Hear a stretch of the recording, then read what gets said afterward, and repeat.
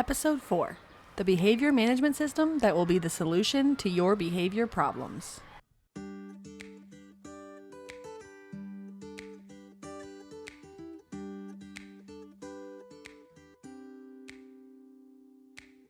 Hey everyone, Caylee and Lane here. Thank you for tuning in to another episode of the Pre-K Teacher Family.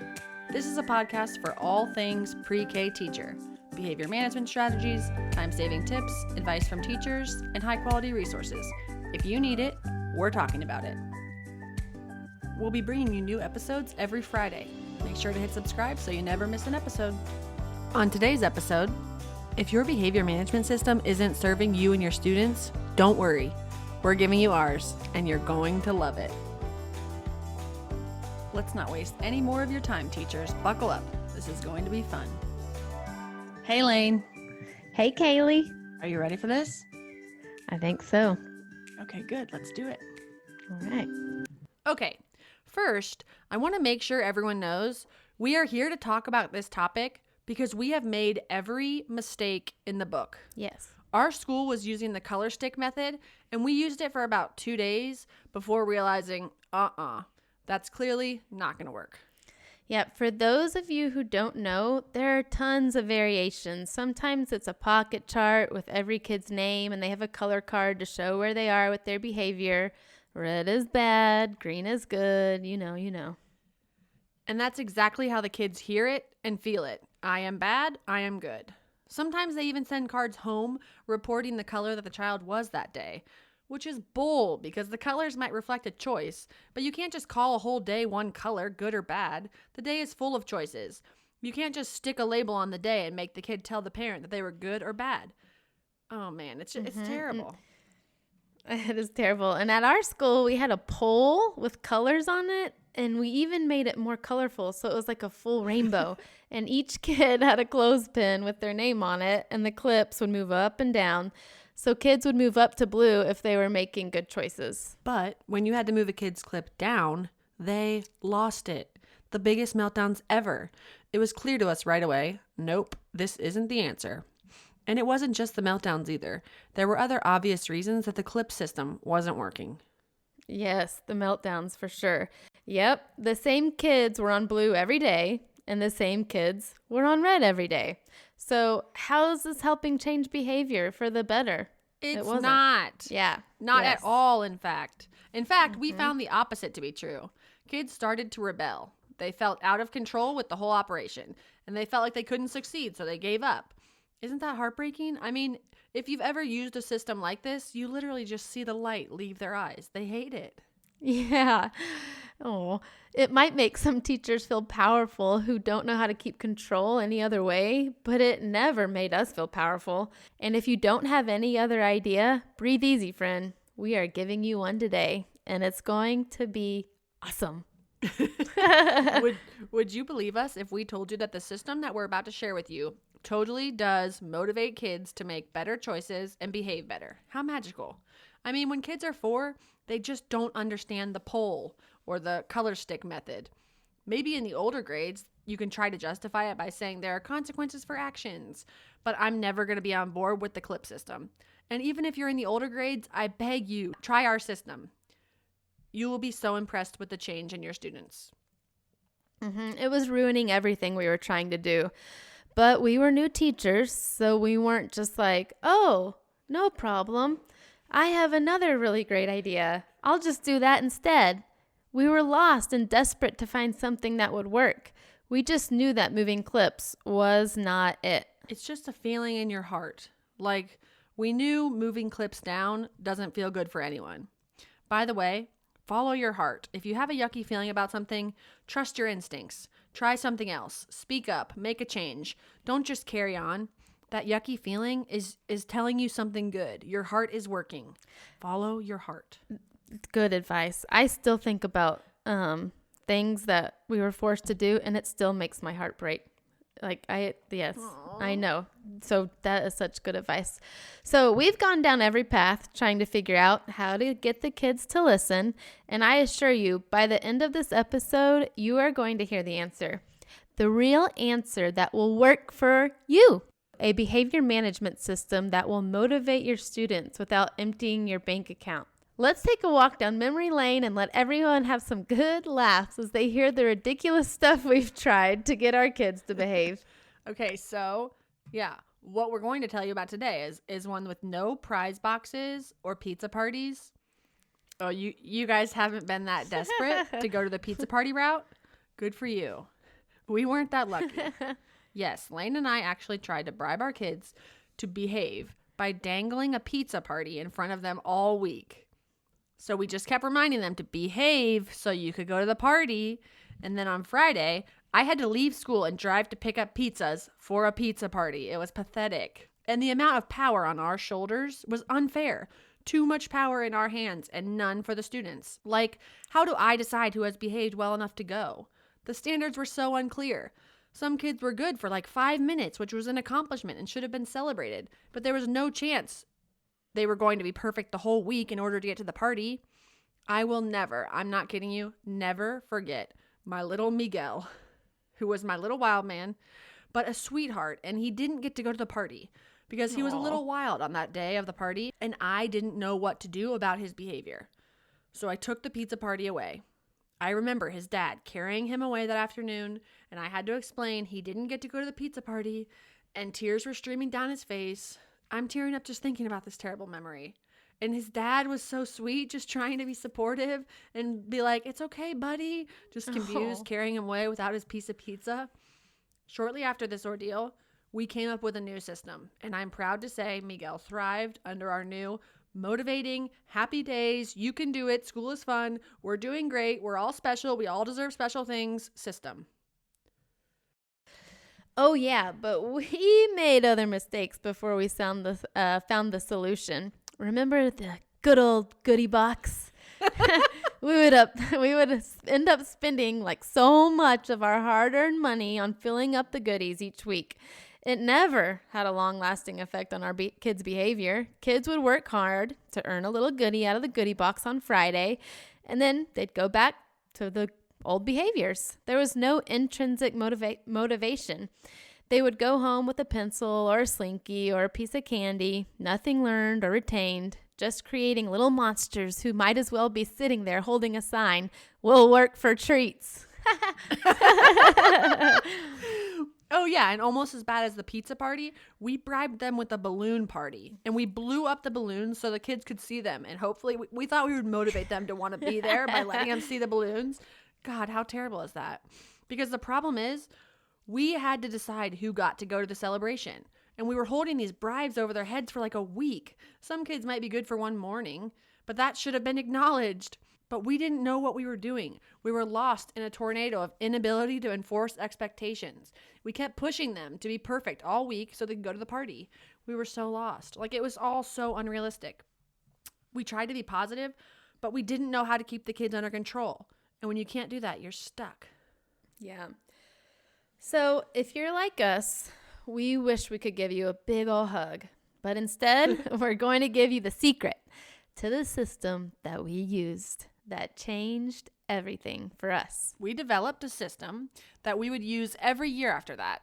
And it was because we needed a system that would initiate positive change in behavior and deliver constant feedback to make kids want to change for the better.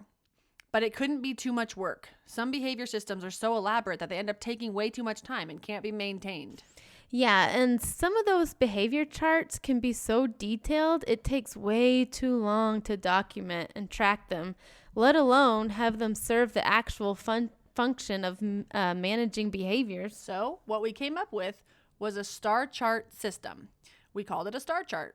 Right off the bat, we're sending the message that you're all star students and you're going to behave like the stars that you are. The original one I used was a big chart with different colored felt on it, so the Velcro stars would stick. It was basically a huge easel that I usually kept in the front of the room where we had morning meeting because it could be seen from almost anywhere in the room. And didn't you use a magnetic whiteboard, so yours was portable? Yeah, I was just about to say, I made mine, portable, so we could easily take it around to like the centers and the halls and such. But it was still visible for the kids to be able to see it. Good. Big enough? Yeah. Yeah. So, okay. Yeah. Perfect. So I printed stars that were about 3 inches. So that they were pretty big because my display was huge. I think yours were a little smaller, but yeah, still, exactly. Mine still were viewable from smaller. far away. Yep. But we still use stars too. Good. Okay. Yeah. Yep. So printed them on stars. I printed them on color paper. All the colors of the rainbow. So it looked pretty, and there were 2 or 3 students with each color, so they could each spot their color star and narrow it down to which one was theirs pretty quickly.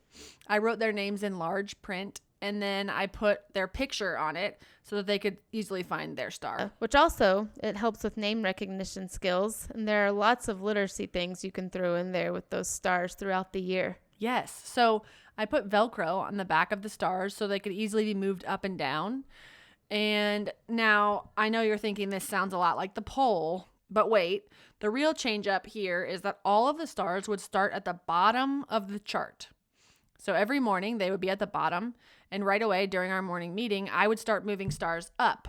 So I would be noticing, oh, wow, look at you sitting there with your hand up. Or thank you for keeping your hands to yourself, John, your star's going up. So the star chart would have 3 levels. Color doesn't really matter. They know that up is where they're trying to get. So on mine, the bottom was blue, the middle was like a magenta, and then again, the color doesn't matter. But then at the top, I had a smaller strip of bright yellow. And we would say that when you get to the top, the superstar yellow or gold color, that's when you've earned the special privileges. Because when your whole class is behaving like superstars, all the stars are on that top superstar level. Right. You are in a happy place. You can bring out special materials, and you can do fun games and special activities that you can't do when they are not behaving. So in like one sense, you are trying to motivate the whole class to be superstars, to get up to that top level. But if one kid isn't jumping on the train, the whole class doesn't have to suffer. That kid just doesn't get the special stuff. And trust me, it's not a shaming thing. You don't have to mention anything to a kid whose star is not up. They know. Trust me, they know. Yes, and the kid whose stars are up are so proud of themselves and excited to get to do whatever it is that they get to do. They don't really worry about anyone else. Because the whole idea is that when you behave, you get to take part in the special stuff. So I would always emphasize to everyone what those special things are. I would open my cabinet and I would show them special materials that I would have. And I would say, I cannot wait to use these. As soon as you guys show me that you're ready, we are going to use all of these fun things. And it's nothing fancy that you buy as a prize. I'm talking the art materials that you were already planning to let them use. Don't overthink the privileges side of this. A superstar privilege can be as simple as getting to use the tape dispenser today, or getting to choose your center first, or getting to work with a partner, or getting to do yoga with your shoes off, or getting a smelly spot before we line up. So in the beginning, the superstar privileges are noticeable and prominent. But the good news is this tapers off. In the beginning, you want to really drive home the concept that superstars get to do special stuff. And once they start to get that, then you can relax a little on the privileges. And the best part is the special privileges they're earning can be real jobs and things that kids can help you with, because they've earned them by behaving so well that they are going to step up and rock whatever special thing you give them to do.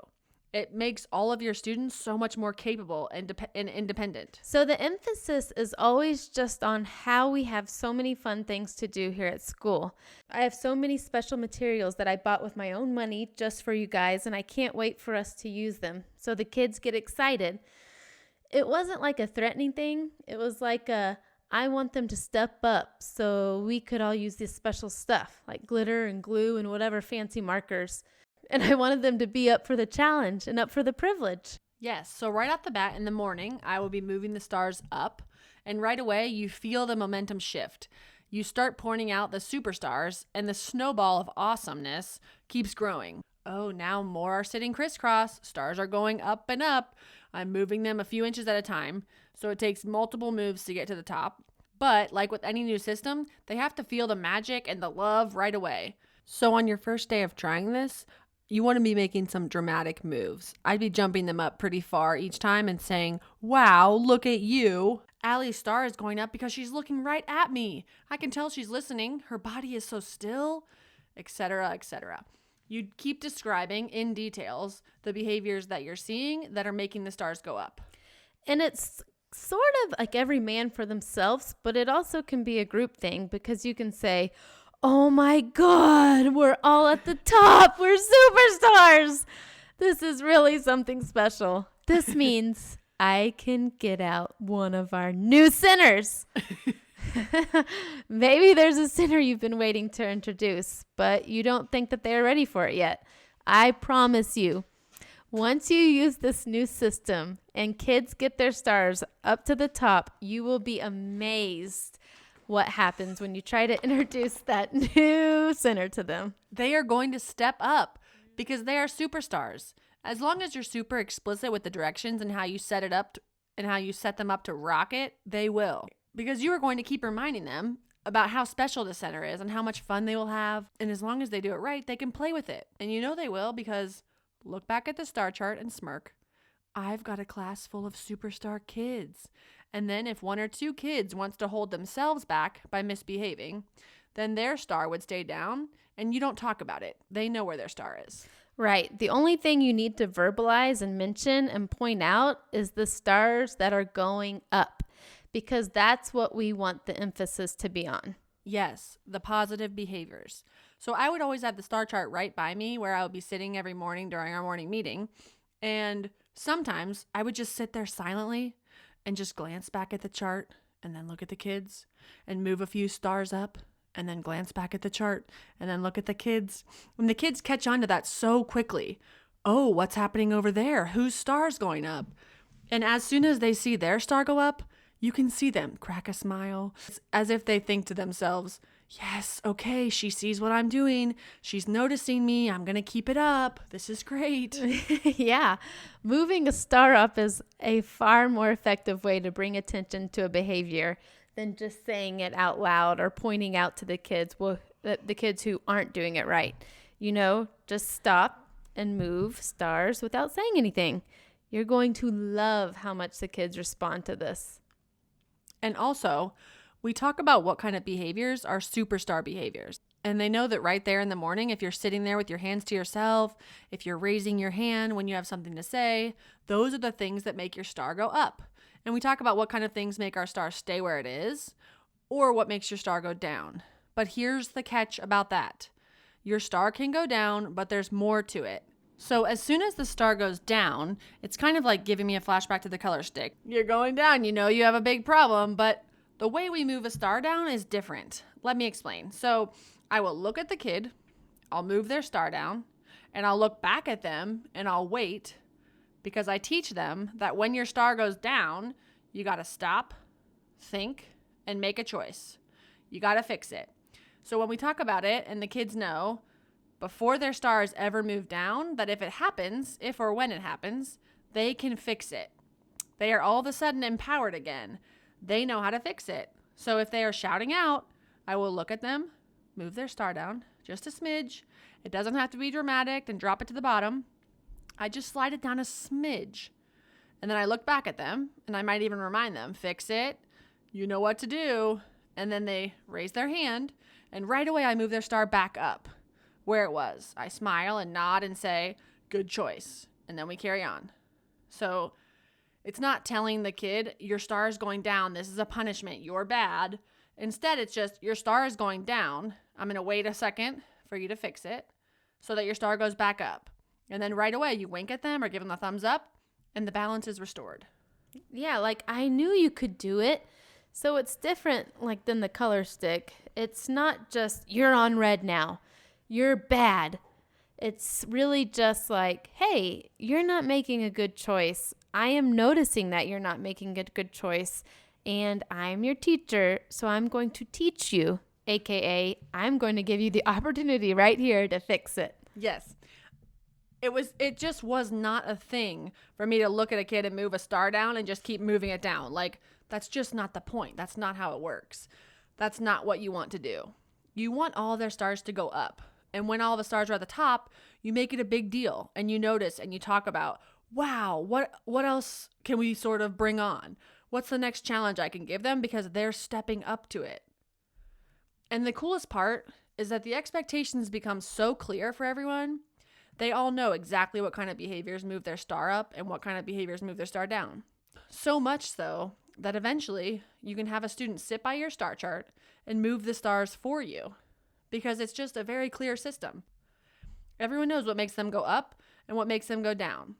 So I would have a time where I do a read aloud and I would let different kids sit by the star chart and move the stars.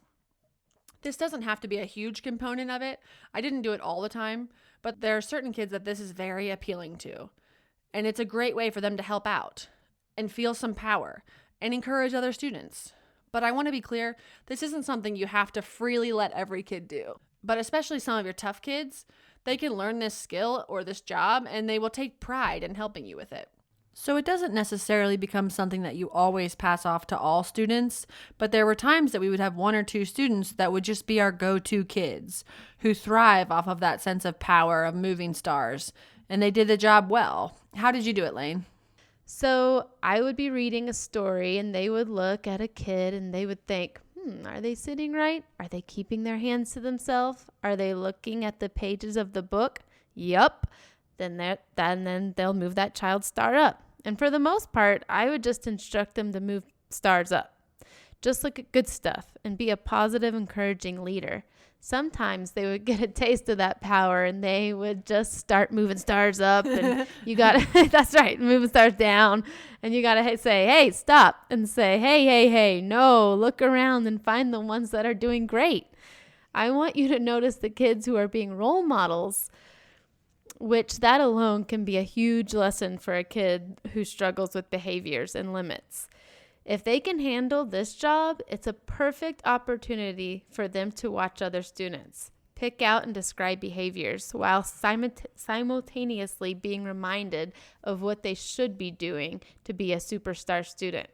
Everyone wins with that one. Yes. Awesome. Okay. So you can do a huge chart that is stationary in one spot, like at the morning meeting spot, or you can do a smaller version, maybe on a dry erase magnetic board with smaller pictures that you can carry around with you, and you can just draw the lines on there. And then you have your star chart that's portable and you can bring it everywhere with you. But like I said earlier, this is something you go overboard with on the first few days, and then you taper it off. So you put in some time at the beginning of introducing this new system, and then as the students start to catch on, they don't need as much narration and constant visual support. After a while, you don't have to make as big of a deal about moving them. And they just sort of understand what they're supposed to be doing, and they know what to do. And then you use it when you need to refocus somebody, or if you're having them all work hard for something to be superstars so that they can earn a new center. Once my kids got it down, I would just be able to say, your star is going down, show me how you fix it. And they got the message without me walking over and holding their star in my hand. And another great motivation for superstar privileges are just certain centers. Like maybe the most popular centers are the ones that they have to be superstars to use. And that's not trying to keep some kids away from that special center. The goal here is that all the kids are going to step up to be superstars so that they can go to that center. And then the magic part, they are all going to be responsible and make good choices while they're there because they want to be able to keep doing the special stuff. Yes, and there's no shaming, no bringing the kids down the way traditional color systems do. Whether it was cards or a poll, the star chart is so much better, so much more positive. Yeah. It's not a big pole you carry around for the whole school to see with your name on it. And then you just take the God. down. Oh, God. Oh, God. I remember picking them up from specials and all my kids were like on red. I was like, oh, good. Oh, my God. I was like, oh, good. Okay, That's thank crazy. you. Bye-bye. Okay, here we go. And again, hug them all and pick them up off the ground. That's right. They'll be Dead inside. That's right. Exactly. Oh, okay. Okay, so let's recap the big points from this episode that we don't want you to forget. Okay, so number 1, follow your heart. If you are getting a yucky feeling about something, trust your instincts. Try something else. Speak up. Make a change. Don't just carry on.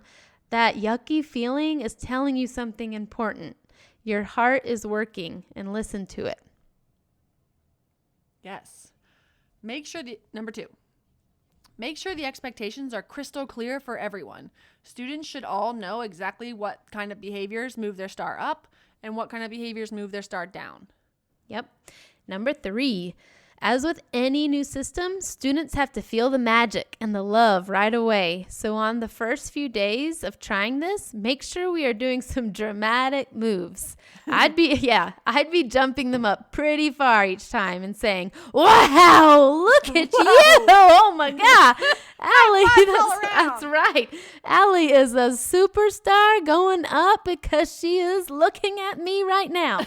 Thank you, Allie. Oh my God. Okay, and we will close out this episode with a message from our sponsor. This podcast is sponsored by the Pre-K Teacher Family. It's a support group for pre-K teachers, and we've got room for you. This week, we're bringing you a message from Nicole, one of the members of the family. What's she say, Lane? I just want you to know that you have created an awesome thing. It's great to have the support and a resource that helps jumpstart my creativity, especially for teachers that have been doing this for years and gotten to a routine that works, instead of something that excites us to teach.